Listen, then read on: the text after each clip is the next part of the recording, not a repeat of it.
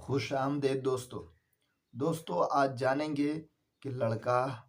اگر وہابی ہو اور لڑکی سنی ہو ان دونوں میں نکاح ہوگا کہ نہیں،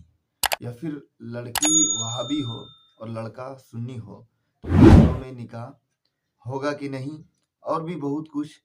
تو ویڈیو میں بنے رہیے۔ تو چلیے ویڈیو کو شروع کرتے ہیں۔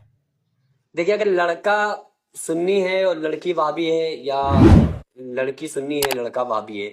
تو ان دونوں کا نکاح ہوگا یا نہیں ہوگا، یہ تو آپ کو عشق بازی کرنے سے پہلے سوچنا تھا کہ جہاں ابھی تک بھائی اگر اس سے نکاح جائز نہیں ہے تو اس کے ہاتھ کا کھانا پینا بھی جائز نہیں ہے، تو پھر اس سے بات کرنا بھی جائز نہیں ہے، پھر اسے سلام و کلام کرنا بھی ناجائز ہوا نا جی۔ تو ابھی تک جو سلام و کلام کیا ہے، یا ابھی تک جو اس کے لڑکا اگزامپل وہابی تھا اور لڑکی سنی تھی، اس کے دیے ہوئے تحفے تحائف،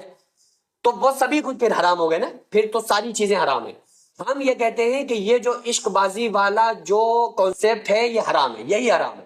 چاہے وہ لڑکا لڑکی دونوں سنی ہو، دونوں قادیانی ہو، دونوں وہابی ہو، دونوں شیعہ ہو، چاہے وہ کتنی بھی مماثلت ہو، تو بھی یہ حرام ہے، یہ فعل حرام ہے، کیونکہ آقا علیہ السلام نے ارشاد فرمایا زنا العینین، نظر دونوں آنکھوں کا زنا ہے، نامحرم کی طرف دیکھنا، تو یہ فعل ہی حرام اسلام نے بتایا ہے۔ اب یہ مسئلہ تو بات کا ہے کہ وہ اس سے نکاح ہوگا یا نہیں ہوگا۔ نکاح کے لیے ضروری ہے مابین میں مماثلت، اور مابین میں فریقین میں جو آپس میں لڑکا لڑکی اور لڑکی لڑکے کے گھر والے ہیں، ان کے لیے آقا علیہ الصلوۃ والسلام نے رشتہ کرنے سے پہلے کچھ چیزوں کو دیکھنے کا حکم دیا ہے۔ تو آقا علیہ السلام نے ارشاد فرمایا کہ نکاح کرنے سے پہلے 4 چیزیں دیکھ لو۔ پہلی چیز اس کا حسب نسب دیکھ لو، دوسرا اس کی مالداری دیکھ لو، تیسرا اس کا حسن دیکھ لو، چوتھا اس کا خاندان دیکھ لو، اور اس کی دولت دیکھ لو۔ یعنی یہ 4 چیزیں آقا علیہ الصلوۃ والسلام نے بتلائیں۔ تو آپ صلی اللہ علیہ وسلم نے ارشاد فرمایا کہ تم دینداری دیکھا کرو۔ یہ اس چیز کی آقا علیہ السلام نے ترغیب دلائی کہ تمہیں یہ 3 چیزیں نہیں دیکھنے کی ضرورت ہے کہ وہ لڑکی کتنی خوبصورت ہے، یا لڑکی کے پاس دولت کتنی ہے، یا اس کا حسب نسب کیا ہے، تمہیں اس کی دینداری دیکھ کر، کیونکہ دینداری اگر ہوگی تو یہ پٹری کھائے گی، ورنہ پھر ایسے ہی ہوگا کہ اگر دینداری نہیں، لڑکا تو مولانا تھا اور لڑکی ماڈرن تھی، یا لڑکی عالمہ تھی لڑکا ماڈرن ٹائپ تھا، تو یہی ہوگا کہ آپ نے ٹریکٹر میں بائک کے پہیے لگا دیے تو پھر وہ وہیں پہ گاڑی ٹانگا پیش ہو جائے گی۔ تو اس لیے بہتر ہے کہ مابین میں یہ تمام چیزوں کو دیکھا جائے۔ اچھا، اسی کی وجہ سے کفو غیر کفو کا پورا باب ہے، امام اعظم کا مسئلہ اٹھا کے دیکھیں کہ ان برابری کو بھی دیکھنا چاہیے، یہاں تک کہ جو مہر لیا جاتا ہے، مہر کا دینا، اور جو لڑکی کے لڑکے کے اوپر حقوق ہوتے ہیں وہ بھی اس کے خاندان سے تعلق رکھتے ہیں کہ وہ اپنے خاندان میں، مثلا ایک لڑکے کو چاہیے، شوہر کو چاہیے کہ اپنی بیوی کے سال بھر میں کم سے کم 4 سوٹ 3 سوٹ تو بنوائے،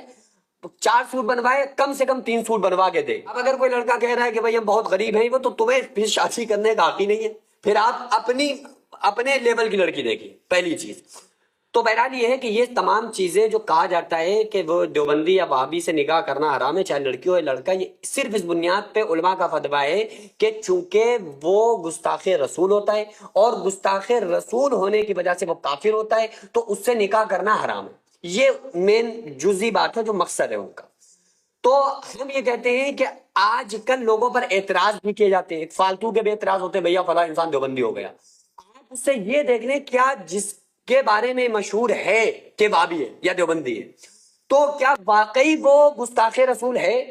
اگر وہ واقعی اس کے افعال سے، اس کی باتوں سے، وہ خود تو نہیں کہے گا میں گستاخ رسول ہوں، لیکن اس کے اعمال سے، اس کے افعال سے، یا جن کتابوں کے اندر وہ گستاخی لکھی ہوئی ہے وہ انہیں ڈیفائن نہیں کرتا ہے، اور وہ کہتا ہے کہ بھئی یہ غلط ہے، اگر کسی نے گستاخی کی ہے تو وہ ان کا ساتھ نہیں دیتا ہے، اور وہ اپنے عقیدے کے مطابق ٹھیک ہے، آقا علیہ الصلوۃ والسلام کی عظمت اور شان کو بیان کرتا ہے اور سمجھتا ہے، اور وہ گستاخ رسول یا شرک کرنے والا نہیں ہے، تو لوگ اس کو صرف گستاخ رسول سمجھ کے اس کو دیوبندی وہابی کہہ رہے ہیں، تو ایسے دیوبندی وہابی سے نکاح جائز ہے۔ لیکن جو واقعی حقیقتاً گستاخ رسول اگر ہے تو پھر اسے وہابی دیوبندی کیا ہوتا ہے؟ ڈائریکٹ کافر بولیے، پھر تو ڈائریکٹ جہنمی ہے وہ، پھر تو دیوبندی وہابی اس کے لیے بڑا چھوٹا سا جملہ ہے، میں تو اسے ڈائریکٹ کافر بولتا ہوں، ڈائریکٹ وہ انسان ہمیشہ ہمیشہ کے لیے جہنم میں جائے گا جو گستاخ رسول ہے۔ تو کہنے کا مطلب یہ ہے کہ یہ بات مجھے اتنی کلیئر کرنا کیوں پڑتی ہے، کیونکہ میرے اوپر لوگ کمنٹس بازی کرتے ہیں، میرے اوپر پاکستان سے شیعت کا فتویٰ لگایا گیا کیونکہ میں اہل بیت پر بولتا ہوں، مجھے ہزاروں کی تعداد میں کمنٹس آتی ہیں کہ آپ کی باتوں سے لگتا ہے کہ آپ دیوبندی ہو گئے، حالانکہ میں کہتا ہوں اگر میں سنی نہیں تو کائنات میں کوئی سنی نہیں، میں الحمدللہ سنی ابن سنی ہوں، بس میرا جرم یہ ہے کہ میں حق بات کرتا ہوں، قرآن حدیث کی بات کرتا ہوں، چاہے وہ کسی کے حق میں جائے چاہے وہ کسی کے خلاف جائے، تو بس یہ میرا جرم ہے یہ، اور اسی جرم کو میں اپنی نیک نیتی سمجھتا ہوں، اور اسی نیک نیتی کو قیامت کے دن اللہ کے سامنے لے کر کھڑا ہوں گا اور یہی نیک نیتی پیش کروں گا، اور آپ سب بھی موجود ہوں گے، اور انشاءاللہ تعالی میں اور میری یہ نیک نیتی اور قرآن و حدیث کا صحیح مطلب اور مقصد امت تک پہنچانا، اپنے اس عمل کے ساتھ قیامت کے دن میں بھی کھڑا ہوں گا، اور اللہ تعالیٰ فیصلہ کر